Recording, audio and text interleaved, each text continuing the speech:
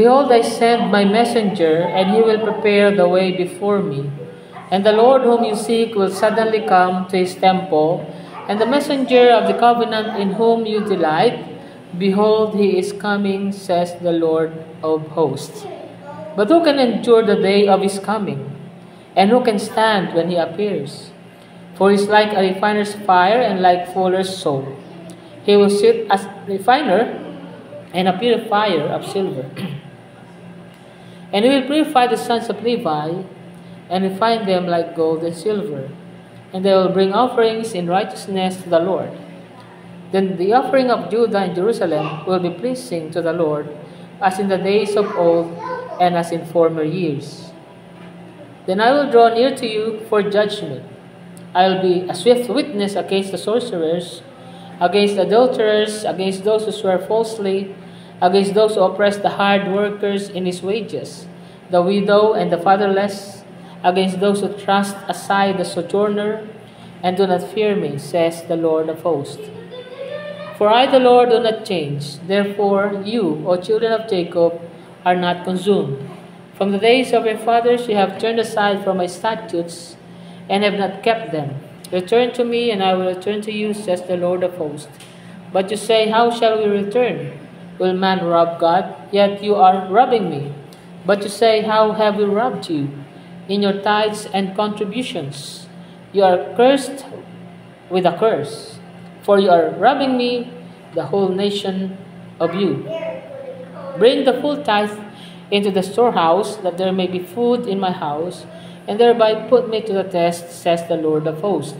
If I will not open the windows of heaven for you, and pour down for you a blessing until there is no more need. I will rebuke the devourer for you, so that it will not destroy the fruits of your soil, and your vine in the field shall not fail to bear, says the Lord of hosts. Then all nations will call you blessed, for you will be a land of delight, says the Lord of hosts. Your words have been hard against me, says the Lord. But you say, how have we spoken against you? You have said, it is vain to serve God. What is the profit of our keeping his charge, or of walking as in mourning before the Lord of hosts? And now we call the arrogant blessed. Evildoers not only prosper, but they put God to the test, and they escape. Then those who feared the Lord spoke with one another. The Lord paid attention and heard them, and a book of remembrance was written before him of those who feared the Lord and esteemed his name. They shall be mine, says the Lord of hosts, in the day when I make up my treasured possession, and I will spare them as a man spares his son who serves him. Then once more you shall see the distinction between the righteous and the wicked, between one who serves God and one who does not serve Him. May the Lord add His blessing upon the reading of His words. Dito sa ating po binasa ay napakaraming mga disclosure ang Panginoon. Unang-una na dito po sa verse 1 ay ito ay masasabi nating messianic prophecies sapagkat sa tumutukoy ito kay John the Baptist at saka yung Lord ay tumutukoy din sa Panginoon Kristo na biglang darating sa templo. At yun nga po yung natupad nang siya ay magpunta sa templo at nilinis niya ito.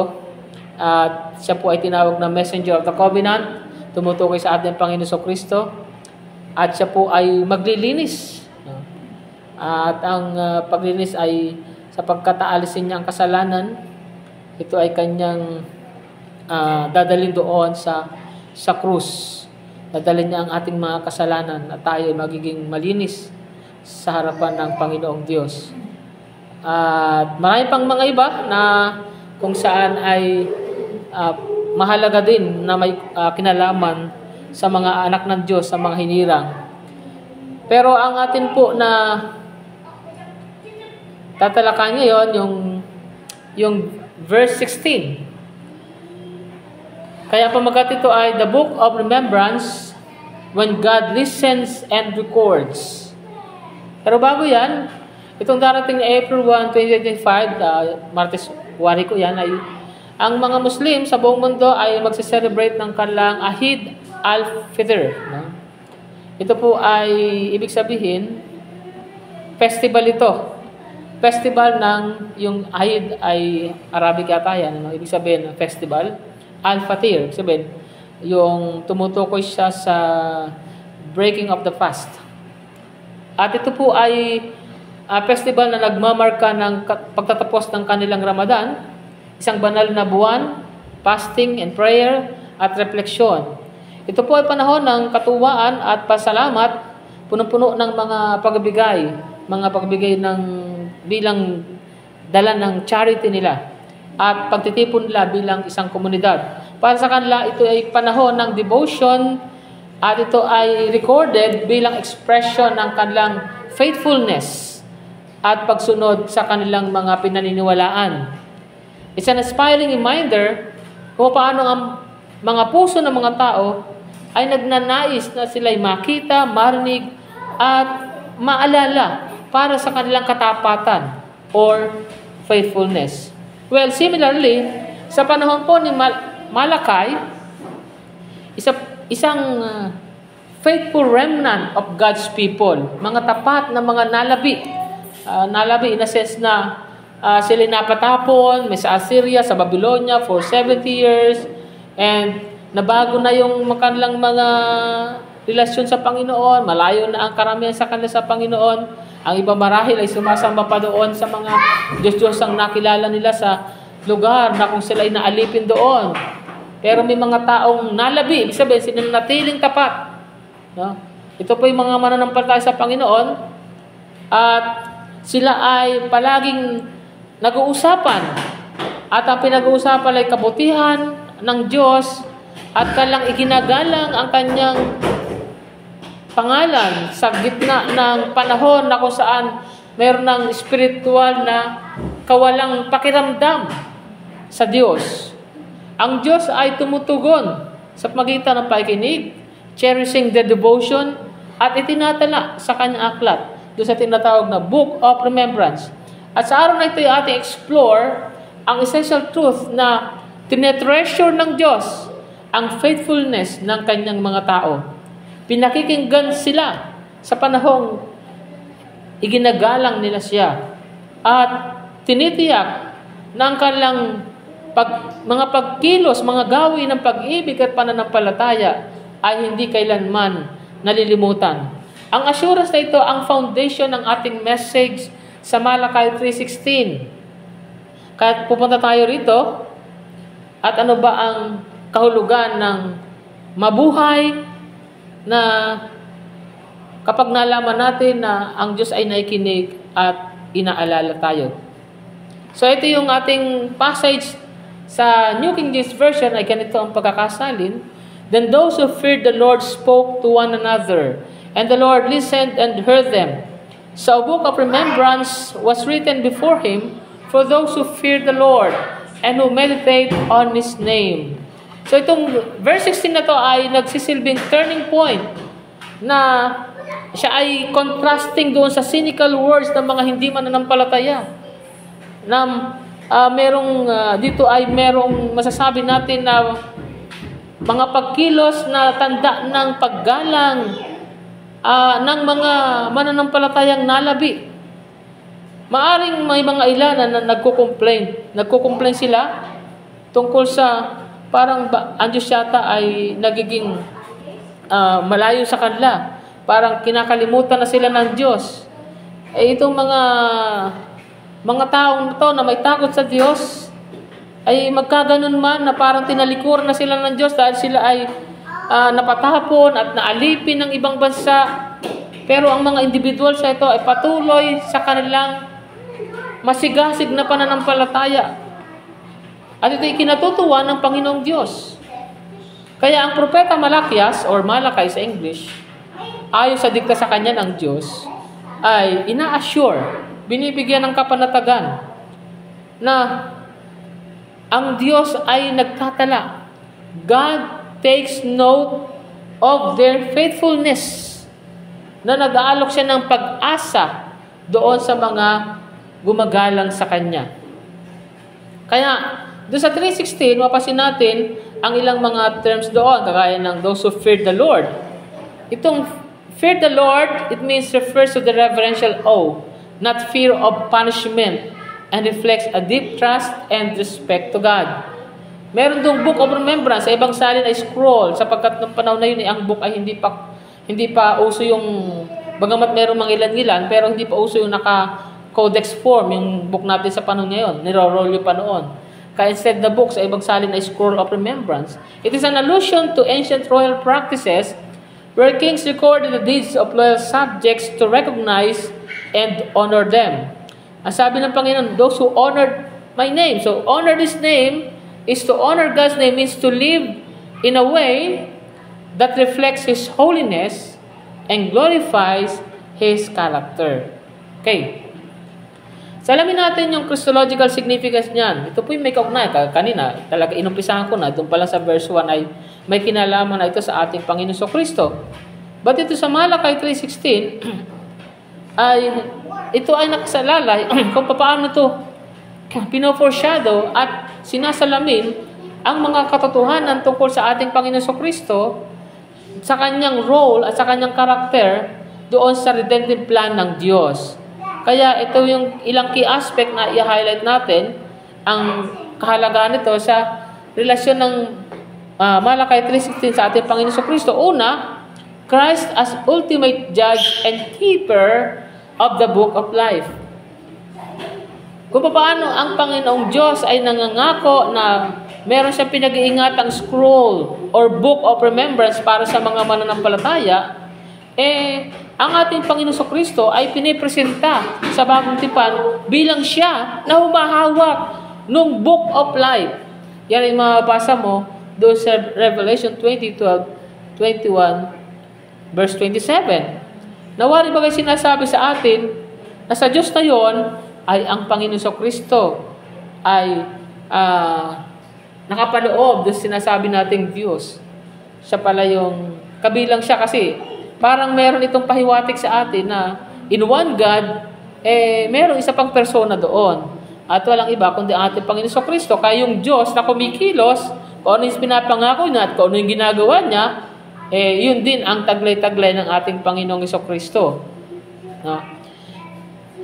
At ina-anticipate din ni Malakay yung role ng ating Panginoon Kristo bilang siya yung ultimate judge na nakakaalam, nakakakilala sa kanyang mga tao at itinatala ang kanilang katapatan para sa eternal reward.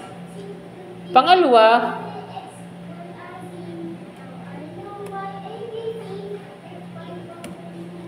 Christ as the fulfillment of God's treasured possession. Kasi dito sa verse 17, kung babalikan natin, ay may tinutukoy doon ang Diyos na faith, na yung kanyang mananampalataya, yung sumasampalataya sa Kanya, bilang Kanyang treasured possession. Okay, tayo mga mananampalataya, tayo ay treasured possession ng Panginoong Diyos. Pero ito'y natutupad sa loob ng ating Panginoon Kristo. He is God treasured possessions. So, kay Kristo, ang konsepto na treasured possession ng Diyos ay naabot ito yung kanyang kalubusan. At bilang mga mananampalataya, tayo ay tinutubos at inaampon tayo sa pamilya ng Diyos. At diyan nangyayari yung kung bakit tayo nagiging God's treasured possession. Yan ay mabasa mo sa Ephesians 1:5-7. Sa pamagitan ng sakripisyo ng ating Panginoong Hesus, ang mga mananampalataya ay hindi lamang sila inaalala, kundi nagiging mga tagapagmana ng eternal life. Pero nilalawanagin ko lang, merong common misconception dito. May ilang mga mananampalataya na maaari magkamali na yung view na Book of Remembrance ay parang ledger of good deeds. An account na kung saan tinatali ng Diyos yung mga actions para maibigay yung kanyang reward na pagliligtas. So, ang misconception na ito ay nag-uuwi sa isang performance-based faith na binabawasan nito ang kagandahan ng biyaya ng Diyos at yung relational aspect ng paglilingkod sa Kanya. Kaya bilang clarification, the Book of Remembrance is not about works-based salvation. It symbolizes God's attentiveness and affirmation of those who fear Him and honor His name. So, it demonstrates that faithfulness is rooted in love and reverence, not in earning favor. Ang ating mensahe ay ito: God treasures the faithful who honor His name. In His book of remembrance, their deeds He proclaims. Ayan. So, inihayag ng Malakay 3:16 na ang Diyos ay malalim yung kanyang pagiging atentibo sa paggalang at katapatan ng kanyang mga taong mga mananampalataya. Kaya malayo po ito sa pagiging walang kabuluhan, walang saysay, na gano'n sinasabi. Di ba, nabasa natin kanina, may nagsasabi, ano bang kabuluhan ang magsilbi sa Panginoon? Parang iniisip lang, parang walang kabuluhan yata. Pero malayo ito doon, sapagkat nilinaw na yung devotion ng kanyang mga tao ay precious, parang kumbaga kayamanan sa Diyos, no? And i-record ng Diyos ito bilang everlasting testimony ng kanilang pag-ibig para sa Kanya. This is not about earning favor or salvation. It's about God's delight in His covenant relationship with those who honor Him. So, sa mundo na kalimitang ang faithfulness o katapatan ay parang insignificant o walang kabuluhan, ang katotohanan na ito ay isang powerful reminder na nakikita ng Diyos, pinapakinggan ng Diyos, pinapahalagahan ng Diyos, may mataas siyang pagpapahalaga doon sa mga nananatili na tapat sa Kanya. Ngayon, ang tanong natin na ito, how does knowing God listens and remembers, or how does knowing God listens and remembers change the way we live, speak, and worship Him daily? So, meron bang mababagong paraan ng ating pamumuhay, ng ating pagsalita at pagsamba sa Kanya sa araw-araw?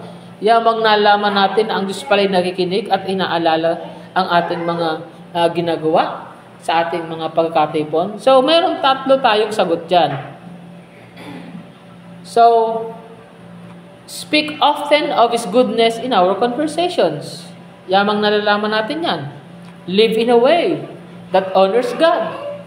At taking comfort in God's treasuring of faithfulness. So, isa-isahin natin yan. Yung tatlong puntos na yan. Una, ay mangyari ay we speak often of His goodness in our conversations. Alam nyo, sa ancient Israel, yung pinag-uusapan yung salita ng Diyos at ang kanyang mga gawa, ito po ay central sa kanilang faith communities, particularly doon sa mga panahon na meron silang panalamig or spiritual decline. Parang nangihina na sila sa Panginoon. Sa yung mga panahon na yan, para silang mapalakas, ay pinag-uusapan lang yung salita ng Diyos at yung mga mahimalang ginawa sa kanila ng Diyos. So, pinoportray ni Malakay ang isang mga mananampalatayang nalabi na nag-encourage sa bawat isa sa pamagitan ng reverent conversations about God. At itong discussion na ito ay pinag-iiba nila ito mula doon sa nadududa sa hustisya ng Diyos at doon sa pinapalakas ang kanilang shared commitment sa Kanya. So, mayroong dalawang grupo na nag-uusap sa Diyos pero sa magkaibang aspeto. Maaring yung isang grupo pinag-uusapan lang ang Diyos pero sa negatibong paraan. Na parang, pinabayaan na tayo ng Diyos, hindi na siya nagagawad ng katarungan. Pero sa kabilang bahagi naman, may mga tao naman na kung saan pinag-uusapan ng Diyos para palakasin yung kanilang pinagsama-samang pagtatalaga sa Kanya. So, speaking of God isn't just casual. It's an act of faith that fortifies o nagpapatibay sa ating relationship sa Kanya. At ito'y nag-iinspira sa mga iba. So, mataas ang pagpapahalaga ng Diyos sa ganitong mga conversation sapagkat para sa Diyos, it is an expression of love and reverence. So, ang punto lang ay ito. Knowing that God listens and remembers, we are inspired to speak of His goodness in our daily lives, glorifying Him and encouraging others. So, bilang pag-highlight niyan, ay may sinasabi rito sa Psalms 105, verse 2. Ang sabi doon, sing to Him, sing to God, no? Sing praise to Him. Tell of all His wonderful acts. You see? So, hina-highlight ng passage nito yung importance of proclaiming God's goodness. As an illustration, think of a parent o isang magulang na tinetreasure niya yung anak niya na merong sincere expression of love. Diba? Ganun din diwa, chine-cherish ng Diyos ang mga sinasabi ng kanyang mga anak na sumasampalataya sa Kanya. Kaya, ito yung nagiging hamon sa atin. Do your conversations glorify God and inspire others to trust Him more? Ang iyong bang paikipag-usap, paikipagtalakayan sa mga iba ay nagbibigay luwalhati sa Diyos at nagbibigay inspirasyon sa mga iba na lalo siyang pagtiwalaan? So, let's imagine a case, no? At ito yung nangyayari din sa ibang mga mananampalataya sa isang workplace scenario na kung saan yung mga pag-uusapan doon ay kalimitang negative at punong-puno ng mga complaints. Isang mananampalataya ay magkagayunman ay pinipili niya na mag-share ng kanyang mga testimonya ng katapatan ng Diyos at siya'y nangungusap tungkol sa pag-asa na makukuha mula doon sa Diyos. At itong simple actions ng atmosphere at ito nag-encourage sa kanyang mga kasama sa trabaho na isipin din ang kabutihan ng Diyos. So, speaking of God's acts, ito po yung mabisang paraan para saliminin ang kanyang presensya sa araw-araw na buhay. Kapag po intentional nating pinag-uusapan ang katapatan ng Diyos, ay pinapalakas natin ang ating sariling pananampalataya at ating ina-encourage ang mga iba na nasa paligid natin na maging ganoon sila. Ang ating mga salita ay nagiging mga patotoo na nagbibigay luwalhati sa Diyos at hinihila ang mga iba papalapit sa Kanya. Kaya may we speak of God's goodness palagi, no? In worship and everyday conversations. Pangalawa, live in a way that honors God. Live in a way that honors God. Ang mga Israelita, sila ay, sa kanilang panahon, ay tinawagan sila na i-reflect ang kabanalan ng Diyos sa bawat aspeto ng kanilang mga buhay, serving as a testimony to other nations. Yan ay mababasa mo doon sa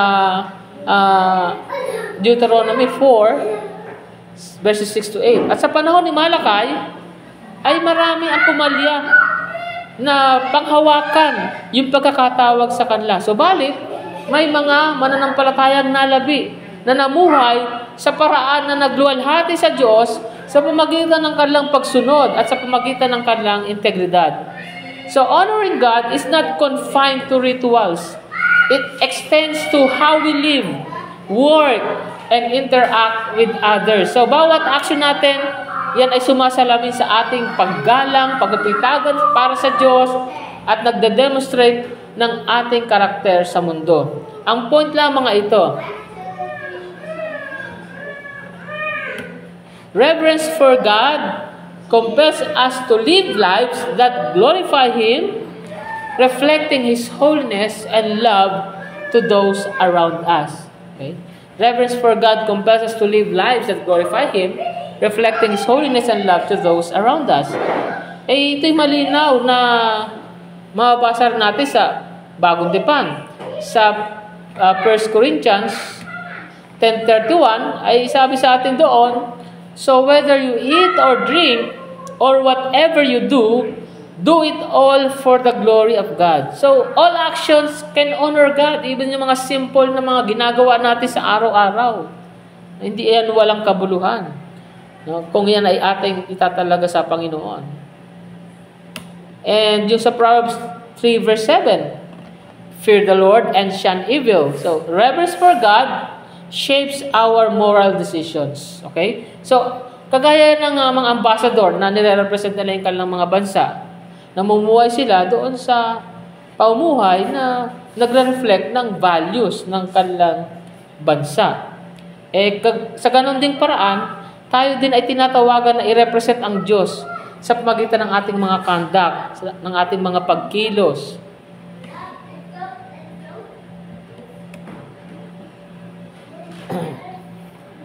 So, ang hamon sa atin ay ito, does my lifestyle align with God's holiness and glorify His name?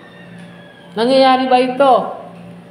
Ay, sa maraming paraan, kung pwede mong i-align ang iyong buhay sa kabanalan ng Diyos at sa gayon, ito ay magbibigay luwalhati sa Kanyang pangalan.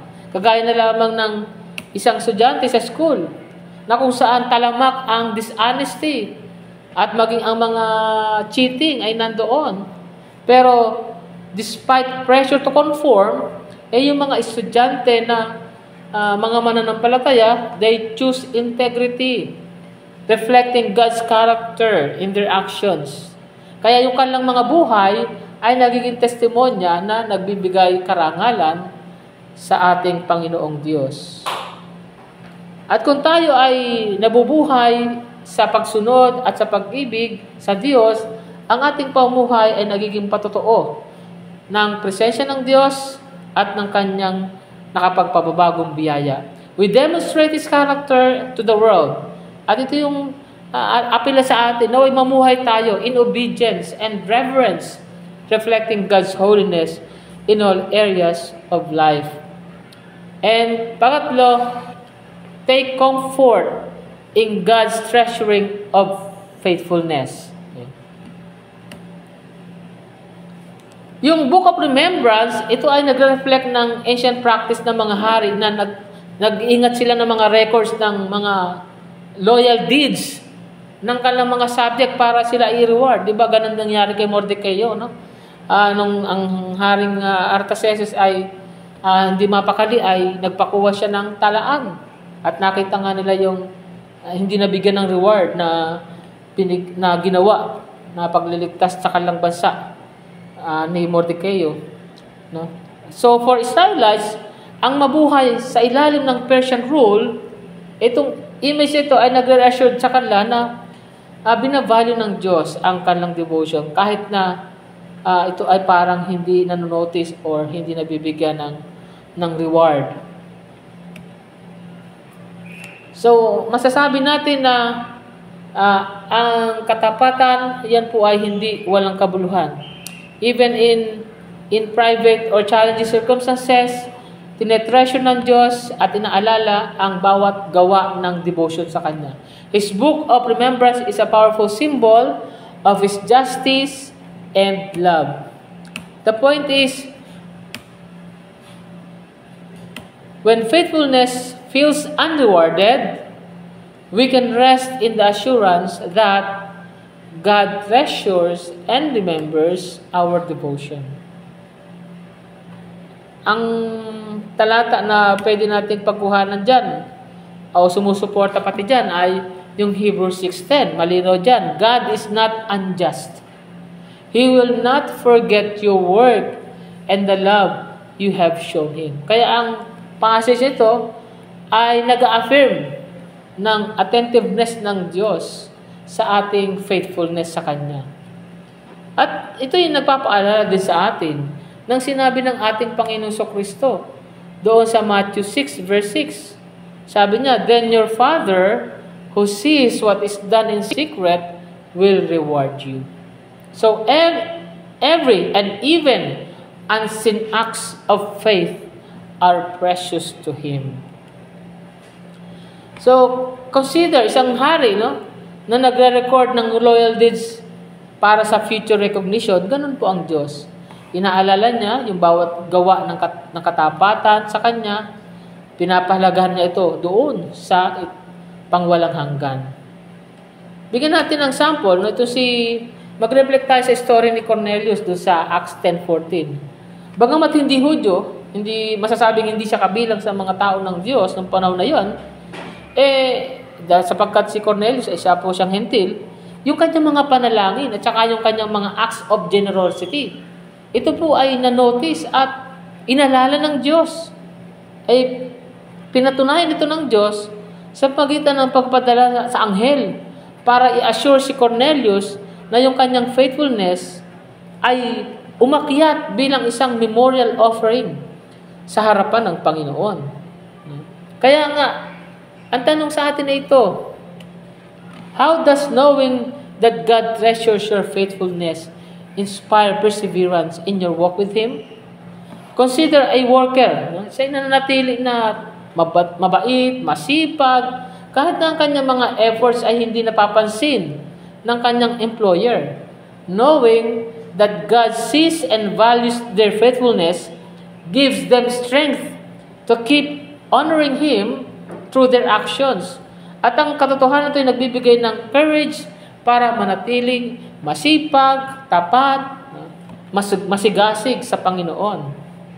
Yamang nalalaman na ang bawat effort na i-honor ang Diyos ay meaningful at mabibigyan ng reward sa kanyang perpektong timing.